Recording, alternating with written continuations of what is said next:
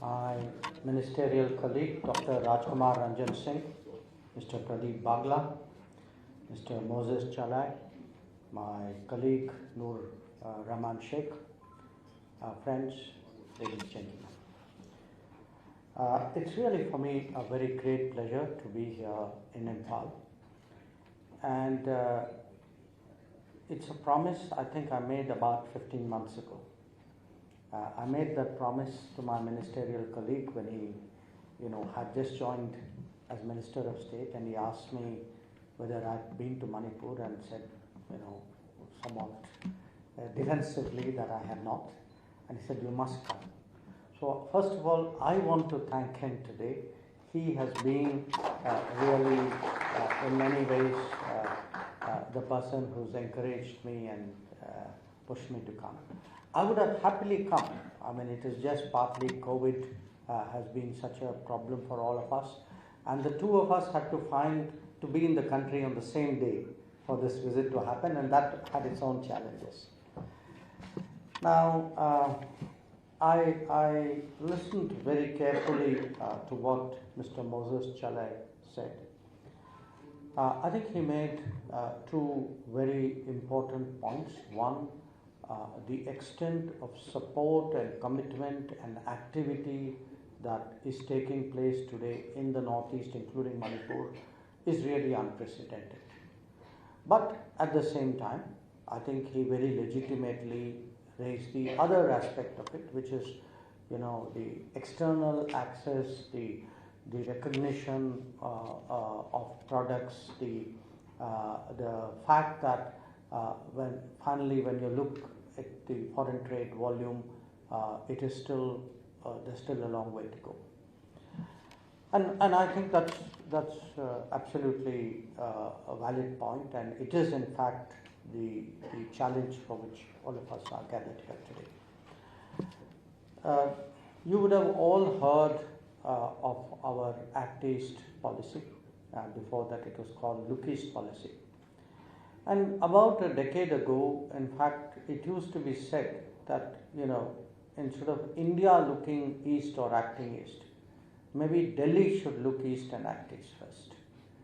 And in this last decade, it is actually today the vision, the leadership, the commitment of the Prime Minister, which my colleague Ranjanji spoke about, that you have today a Prime Minister of India who is absolutely determined that we must make up for lost time, and for all the constraints which history has, in a sense, bequeathed to the Northeast.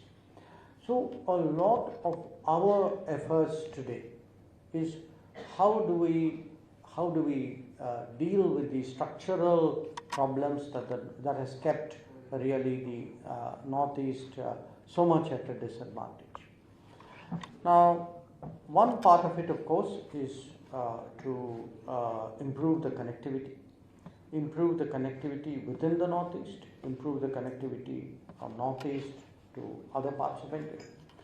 But the part where we come in, the Ministry of External Affairs, is clearly in trying to ensure that there are ways by which there's a better access to global markets and global opportunities for the people and businesses of the Northeast. Now, I must say, even within the Northeast, actually, we do play a role. 5 years ago, in fact, we created a forum for one particular partner who was exceptionally committed here, which was Japan. So we had created something called the Act East Forum, and a number of projects have taken place under the aegis of the Northeast, of the Act East Forum, and they are financed by the Overseas Development Assistance of Japan. And I would really encourage the government of Manipur really to take full advantage of that. I know right now, my understanding is that there are 2 projects under discussion, but I have myself been to other states and seen some fairly impressive initiatives which have which are there on the ground. I would say as a ministry which has oversight over that forum, please do really explore the opportunities there. Now, in terms of external access, obviously the two countries which are immediately relevant are Bangladesh and Myanmar. And with both of them, we are trying in different ways to improve connectivity and to improve business, including creating opportunities on the border, border hearts for border located businesses to happen. But also to see that whether our overall trade with these two neighbors can increase. Now, some of the frustrations which Mr. Moses Chalai voiced, I have certainly felt it from him, and obviously what I would be doing when I go back to Delhi is to request my colleagues dealing with Bangladesh to see what are the specific concerns here. Are there steps we should take to broaden the basket of goods that can be traded? But to my mind, unless we have connectivity, there cannot be trade without connectivity. And today, it may, you may not be necessarily a direct border state here, but in respect of Bangladesh, but if the regional connectivity actually improves, I think that is something clearly that Manipur can tap into. And if you look today with Bangladesh, our rail connection, our road connection, our waterway connection, all these have grown. We are trying to negotiate more smooth and obstacle-free movement of trucks and other logistics, also railway wagons. We are trying to see whether we can mutually use each other's ports so that Bangladesh has more ports also in southeast India to access, and our northeastern states have the opportunity to access Chattogram and Mangla. So where Bangladesh is concerned, I do want to assure you, especially after the land boundary agreement, the level of confidence, the level of cooperation, the possibilities there, those have clearly grown. Having said that, I know it is hard work. I know that trade doesn't take place without a lot of effort and very hard negotiation. So that is something which will have to be done. But I can assure you that from the side of the central government and the Ministry of External Affairs, we will not just be supportive, we will be exceptionally supportive, because I think the situation warrants that. Where Myanmar is concerned, there are two big connectivity projects we are working on. One is the Sitwe port, and this is the Kaladan project. And the challenge there, as I think many of you know, the port has been created, but the road building to the port is posing huge challenges. It is also a part of Myanmar where there have been, not just now, but for some years now, some, I would say, law and order challenges, insurgency challenges, and that has definitely slowed down the work. The other big project, of course, which we are working on is the India-Myanmar-Thailand trilateral highway. And there too, we've had problems. I'm quite candid about it. We've had problems in India in terms of work execution. We've had problems in Myanmar because of access and local mobilization issues.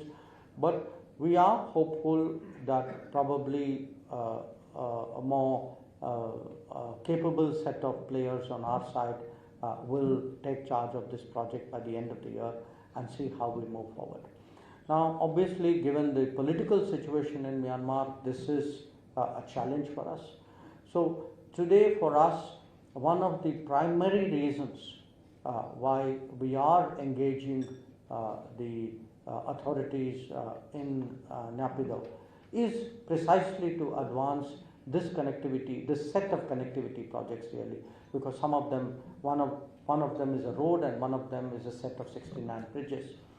How do we really move this forward? Because if we can actually get physical connectivity through Myanmar to Thailand, and then beyond Thailand, already countries like Vietnam and Cambodia are showing interest. How do they link up from that side? It will actually be a game changer. So because we see that potential, it is something that we are actually prioritizing. We're putting all our efforts into seeing how can we, in a sense, break the current gridlock. Having said that, I also want to point out that there are two other neighbors who also offer business possibilities, Nepal and Bhutan. They may not be that proximate to you, but if we actually think of the entire region in a sense as a kind of a hub, if you think of a region as a hub where you really have Nepal, Bhutan on one side and Myanmar and Bangladesh below, and ASEAN a little bit beyond, I think it's important really to have that larger picture in mind, so that especially when it comes to building logistics and to put in place regimes to move this logistics, that to my mind would be very, very helpful. Let me switch gears and talk about something a little bit different, but which also has a strong economic implication, and that is with regard to tourism. We are a country whose tourism potential is perhaps, in terms of what we have, whether it's nature or whether it is human talent, whether it is heritage, we have really underutilized our potential, under-leveraged our potential. And for some time now, Prime Minister has been actually pushing what he calls the 3 T's, which is trade, technology and tourism, as the yardsticks by which he, in a sense, he sets for his own government, but also for all of us, in a way, to measure our performance. So we are today extremely keen to see how do we actually maximize tourism. And tourism also, like trade, requires connectivity, because at the end of the day, tourists have to find it convenient to reach places. Remote locations may look very good in a video, but you would never get the kind of footfalls which they truly deserve. So our effort today is to use the G20. The G20 presidency, which we will be assuming on the 1st of December. One part of it is to say, in international relations, it is a big moment.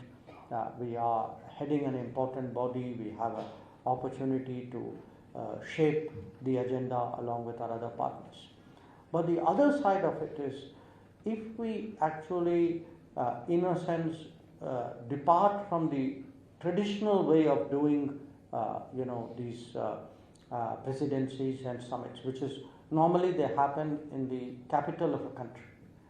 So this time around, Prime Minister is very, very determined that it will be marked throughout the country, that we will use it as an opportunity to present India to the world, to bring foreigners, officials, civil society, political leaders, students to our country, to every part of our country, and to show them really what it is. And I can tell you by my own experience, I remember 2 years ago, Italy was then the G20 president, and the foreign ministers meeting of the G20 was not held in Rome. It wasn't held in a big city. It was actually held in a tourist place. I had to Google it to find out where it was. I had not. I'm a very well-traveled person, Of course, later on I discovered it was also the location where James Bond, the last movie, was shot. And I happened to even stay in the same hotel where James Bond was staying before me. But the point at issue was they actually took remote locations and organized events there, so that actually got people going there. And after I went there, I can tell you for a few months I spoke about nothing else to my colleagues. I went and told them, we all go to Rome, but nobody ever goes to these places. This is like I would say southeastern Italy, and that's not a particularly frequented place. My own personal experience is really how opportunities like G20 can be used to promote tourism. Now, related to that is, of course, this big push we are making for one district, one product. Again, there are many countries who have done very well with it by putting local products and local traditions forward. You have to go today to Thailand or to Indonesia to see really how well they have marketed it. So between stronger tourism and a greater promotion of local culture and local heritage, we do believe that there are big possibilities here. And the fact is, if you again look today at the size of the tourism industry, it is actually one of the biggest industries, one of the biggest economic activities in the world. That there are countries, who, big countries, for whom 25-30% of their entire GDP actually comes from earning out of tourism. So this is something, again, I would say for the region as a whole, but I would particularly for the state, I feel is something we should look at. The other point which I wanted to make is about people, because again, the point was made that the opportunities to work are not there, and I think it's a valid point. After all, one of the purposes of Atmanirbhar Bharat is to create an economic model which is employment focused. Till now what was happening, people were really looking at GDP growth as frankly the only yardstick of whether we are doing well or not. Now you can have a big spike in the GDP without necessarily a spike in employment. I mean, all you have to do, which actually was happening, is to import a lot of goods from some other big country, which one I'm talking about, and then use that to actually expand our businesses. Whereas what we had not done was really to build our own supply chains, to build our own MSMEs, so that, and that's a hard way of doing business, but it is still one today that we need to do. I think from the COVID era, we know COVID era and even the Ukraine conflict era, we know today we cannot be excessively dependent, excessively exposed to the rest of the world. Anytime, it could be a conflict, it could be a pandemic, it could be a climate event. There will be risks to our economy if we are really overly exposed to foreign dependencies. So I want to present to you a picture really where this is changing. And when I speak about addressing the employment problem, one of course is the hard way of creating more businesses in India. But there is also the other side, which is we should think of the world today not only as a marketplace, we should think of the world as a workplace. I have met young people from this state, not just in other parts of India, but in other parts of the world. So when I go to the Gulf, for example, very often people come up to me and tell them I'm from this state or that state, and I've encountered people from Manipur in my travels. So we are today also trying to access the global workplace. We had concluded a set of agreements, unfortunately the COVID came in the way, with Japan for what were called specialized, special skill workers in a way, in 22 professions. We certainly hope this will pick up because we have to teach them Japanese before we send them out. Those systems are now coming in place. I think the first lot of people have already gone to Japan. But with a number of other countries, we are concluding what we call migration and mobility partnership agreements. We have done this with UK, we have done this with France, we are very, very close to doing it with Germany, with Portugal. So we do want, I was in Australia, New Zealand, exploring with them whether it is possible. Because in the world, where there is demand is not necessarily the place where there is young demographics. So there is a misalignment there, and that misalignment is our opportunity. And I'm sure that the youth of our country, especially those who are comfortable and global in their thinking, they are well poised to exploit this opportunity. So these were some of my thoughts which I wanted to share with you. I very much, of course, value the opportunity to be here, to see things for myself, meet people. But what I do want to assure all of you is that for us, this is a border state. It is a state where the Ministry of External Affairs will take continuous and strong interest. We do understand there are, there will be challenges. There will be challenges, as I said, which are historically inherited. There are also challenges sometimes which come out of a situation across the border. But in all of this, my ministry is very, very committed to supporting the economic growth of the entire Northeast region, including the state of Manipur. Once again, really thank you all for coming here today. And I think if there's time, if there's questions, I'd be very happy to respond to any concerns you may have.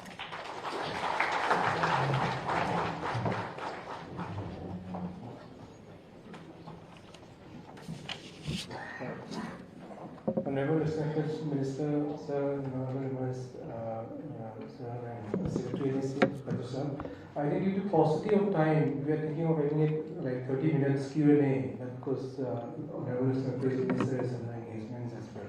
So maybe we can restrict to about 2 questions or so, sir? Okay, sir, fine. So we had the CI and we had done a pre-exercise, like would be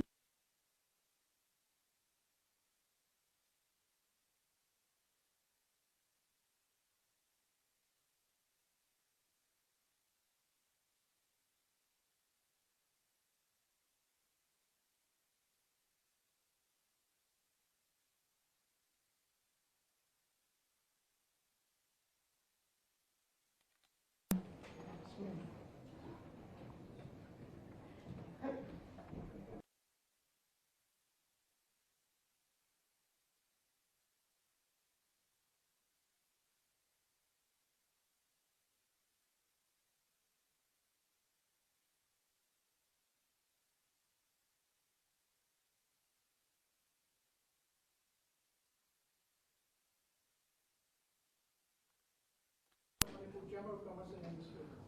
Sir, you have already mentioned that for the economic growth of the state, we need to focus on tourism. And for promoting tourism, we need connectivity. So let me just put one question that is related with the air connectivity. We have in the Northeast India 2 airports which are designated as international airports. It includes Guwahati and Imphal airport. Other than Guwahati, which has a few flights by Druk Airways connecting Singapore and Bhutan and stop over in Guwahati as a transit. That's the only facility that we have. Now, may I request, if possible, Ministry of External Affairs jointly working with Civil Aviation Ministry to kindly help start the air connectivity by introducing international flights. And that's definitely going to help load in tourism promotion. And we expect that the tourist footfall after the introduction of these international flights will definitely increase in the Northeast region. Thank you, sir. I'll take a set of questions on this. Next, I'd like to request Dr. Pillai of Caesar Hospitals. Thank you. We are excited and very motivated with your speech. I'm Dr. Palin, a plastic surgeon, and we are running a hospital, super specialty hospital, and recently we have established a medical college. My question will be related with health, tourism, and wellness tourism. India is emerging as a health tourism destination globally, and Manipur is not an exception. Manipur has 4 medical colleges and dozens of private medical colleges.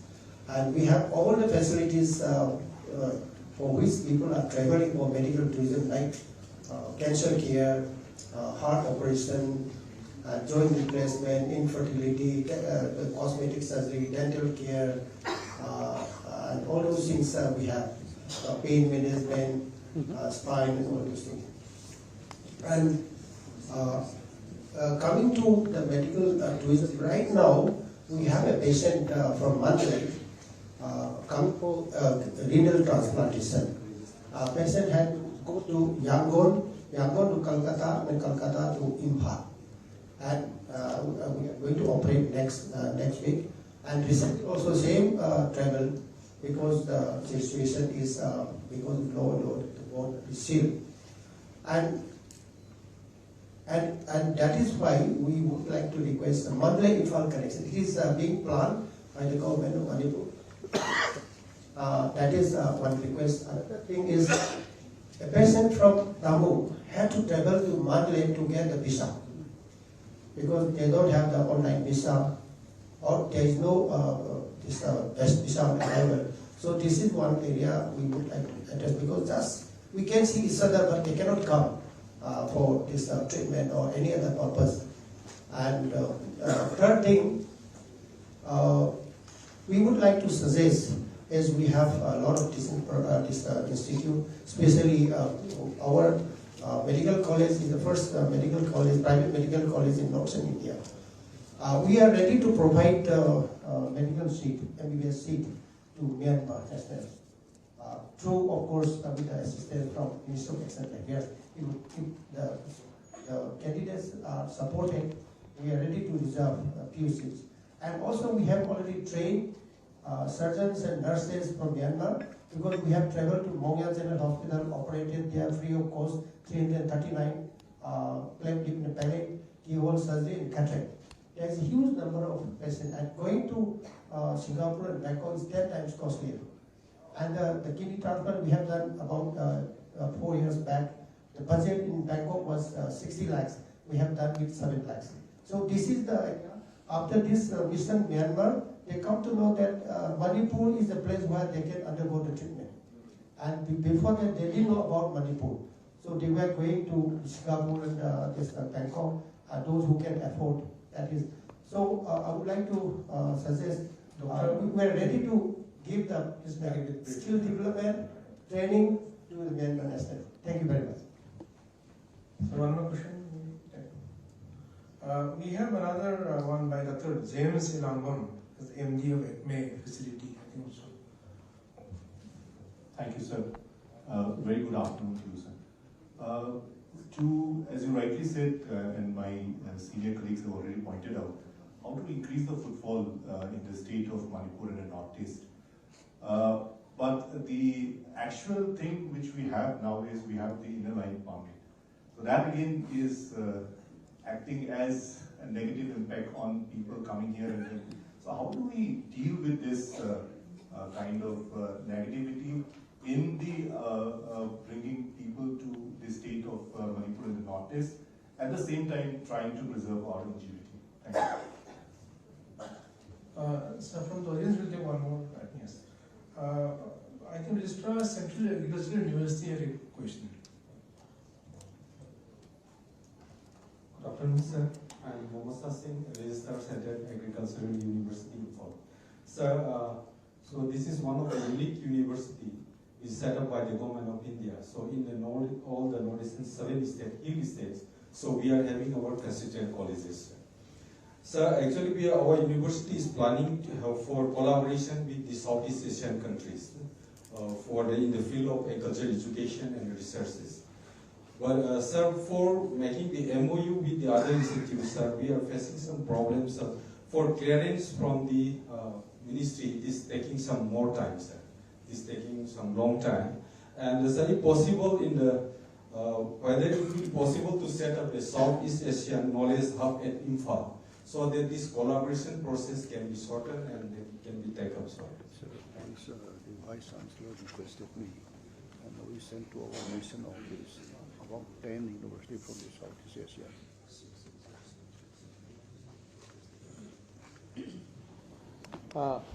Okay.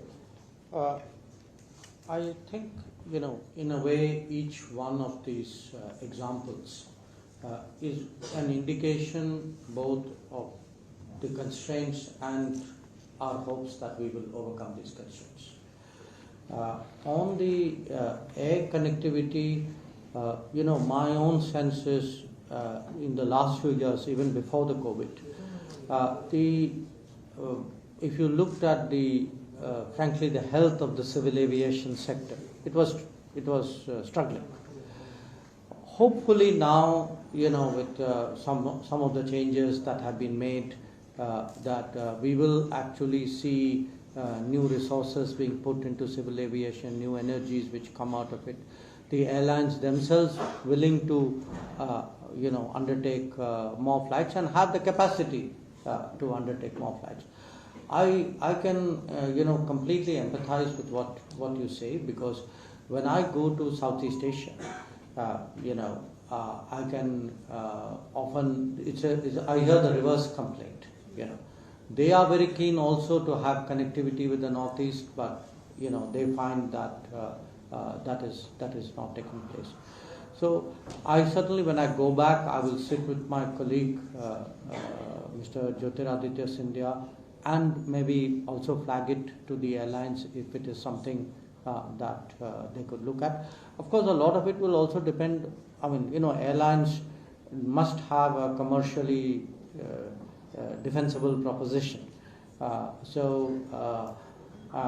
And some of it will depend on the air infrastructure, which is improving in the country in leaps and bounds. So, but I have, something I recognize is a problem.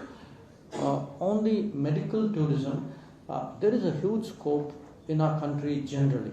If you look at it, actually different parts of India are today involved in drawing medical tourists from their proximate regions. If you go to the Gulf, for example, most of the people in the Gulf go to hospitals in Gujarat and Maharashtra. If you go to Central Asia, most of them go to Delhi. If you look at the Indian Ocean countries, Mauritius, Seychelles, Sri Lanka, Maldives, they all tend to go to Chennai or to Thiruvananthapuram. So to me, it makes absolute sense that we develop, Northeast as a hub for medical tourism, and medical tourism itself, because at the end of the day, it is a comparative skill and a comparative cost business. Where do you get the right skills at a sort of affordable, accessible cost? So, but with regard to Myanmar, you raised some very specific issues. In the case of Imphal, Mandalay, most of the problems have been really the situation. Partly it was COVID, and now the political situation out there. So the Myanmar issues today do present a problem. It's not easy in the given state, because things are not normal there, and that is a challenge for us. And today we are trying to work our way through the challenge, and as an immediate land border neighbor, we have to understand, whatever the politics of that country, and we support the democratic process in that country. But we, as neighbors and as a sort of supportive of the people, people's health or concerns will not stop because the politics is wrong. It's the same challenge where, to some extent, we are facing in Afghanistan as well. That, things may not be good there, but we still have to find ways of keeping the people-to-people relationship going. And in this case, it's an absolutely proximate situation. So what I will do is, in our coming engagements with Myanmar. Let me explore some of this. Is there a greater willingness really to make sure that we can have activities across the border, including easier travel. The inner line permit is it's a old issue, but again I put it this way. I do think that in our country sometimes very I would say traditions and customs need to be reviewed because time life changes. What may have been a concern 25, 30 years ago may not be that concern today. I mean, it's important in governance. I mean, one of the things which Prime Minister keeps telling us, keep looking at old laws and ask yourself, is that law still relevant today? So it's not enough to pass new laws for better governance. One part of governance is also to keep revisiting your assumptions and your policies and your legislation, and keep maybe discarding or altering this. But as I said, at the end of the day, I think the fundamental issue is the accessibility to and out of the Northeast. I mean, that is actually at the heart of the economic challenges that the region faces. On the university collaboration, Dr. Ranjan also told me that it's something that we are working on. I would certainly, I can only see merit in having a stronger linkage with southeastern universities, Southeast Asian universities. And, again, when you think of India, in many ways we are at the center of the Asian continent. We have the ability, one part of India to engage Southeast Asia, one part of it to do the Gulf, one part of it to do the Indian Ocean, one part of India to do Central Asia. And they are the geographically closer parts, the culturally more connected parts. So to me, not just academically, but in every other sense, I think there is a case for a stronger connect. We will look at this particular proposal and let me see where it is stuck and see if I can find ways of sort of getting it out.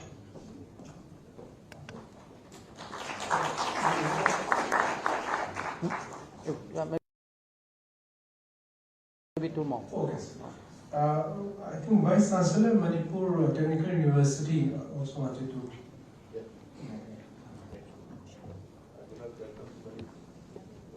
Thank you for coming to Manipur.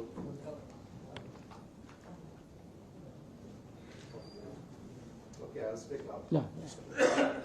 I represent the middle T of the three T's, that treaty, technology, and Yes. tourism. So I am the Vice Chancellor, Manipur Technical University. So in our university, we are doing this thing, AI and IoT based, even review system for Suzuki, for cameras and others also. Besides that, we have the ISRO, this in projects about the Arctic and Antarctic, about the velocity of the ice and others. And we are doing also nano electronics. So can we have the collaboration or this university collaboration, this regarding with the ASEAN and the other neighboring countries regarding this review techniques or this nanotechnology? We are using it for the e-vehicles design. We are doing it for this thing, even for the photoelectric films. So vehicles, films, and so we can have about the connectivity. We can have about the road research technology, because we are also having the SRIC, the Sponsor Research and Industrial Consultancy Cell in our university. So we have the base, we have the capability, so it can be enhanced and it can be a network with the other countries. Sure. So I think the last one is from Dr. S. Nandi, Solar Foundation. Sir, I work at the grassroots level in Mizoram and Manipur.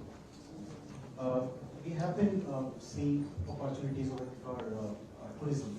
As far as Manipur is concerned, we have a district called Tamil Nadu, where we have a unique phenomenon of Amur falcons traveling from Siberian region over here. It's a cross-continental movement. You are aware of it. So, Mr. Rajesh Shalom is one of our trustee members. He's been trying to connect different continents on his own level. Is there something that the ministry can help to connect? Because this can be a big tourism aspect for coming along this trip, which is already suffering because of non-opportunity levels. The other question is from Seha district, that's Mizoram. Even with Myanmar border being closed, so we were in the Zonghul region from Zuinpui to Parathwa, the roads are closed now. We can't do anything. So their elephant foot yam is widely grown. So the villagers ask if we can do something. So the elephant foot yam is dried and sold to Myanmari traders, and these traders are selling it to China. So can we do something so that this is legalized? Because for the authorities it is illegalized smuggling. So if we can do something that's legalized and more people can be part of the whole thing. Thank you, sir. The Southeast Asia question, in a sense, yours was a technical university question. The earlier question was a general university question. We have now a number of collaborative programs and initiatives with Southeast Asia. They, in fact, take in a lot of Southeast Asian students for higher education, including PhD. We also have a big connectivity. In fact, we have made a major commitment for connectivity in every sense of the term. I mean, connectivity doesn't necessarily mean physical connectivity. It doesn't only also mean digital connectivity. It could even be, in a sense, human connectivity. So, what I will do is maybe see if in our connectivity initiatives, whether we can actually do institutional linkages.